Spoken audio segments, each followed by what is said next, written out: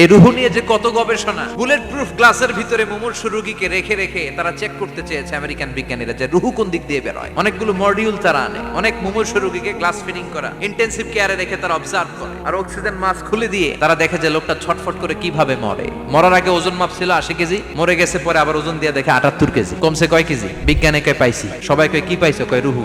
কই পাইলেন? কয় আগে 80 এখন 78, 2 কেজি। তো বিজ্ঞানীদের সিস্টেম হচ্ছে যে কোনো একটা বিষয়ের উপর গবেষণা চালালে তারা পূর্ণাঙ্গ ডিসিশনে পৌঁছতে পারে না। তারা আবার নমুনা আনলো আরেকটা মুমূর্ষু রোগী, এটার ওজন মাপ, এটার ওজন 60 কেজি।